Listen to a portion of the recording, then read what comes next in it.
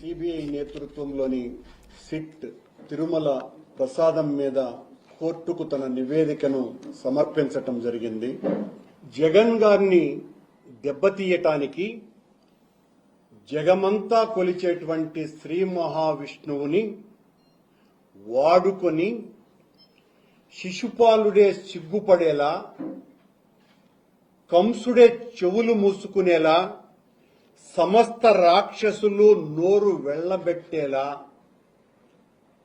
చంద్రబాబు నాయుడు గారు తన మాటలతో, చేష్టలతో, తన వంత పాడేటువంటి పత్రికలు, ప్రసార మాధ్యమాలతో, లడ్డూలో వాడేటువంటి నెయ్యి మీద అసలు నెయ్యే వాడలేదు, యానిమల్ ఫ్యాట్ వాడారు అనని ఆయన మాట్లాడడం జరిగింది. రాక్షసులు అందులో మద్య మాంసాలు కలిపారు అనేటువంటి కథలు మనం ఎన్నింటినో విన్నాం.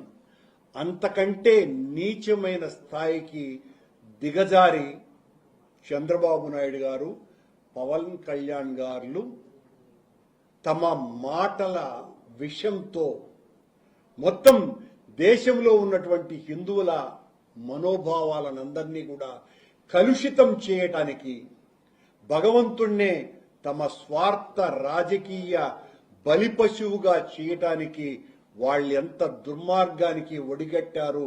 జగన్ గారు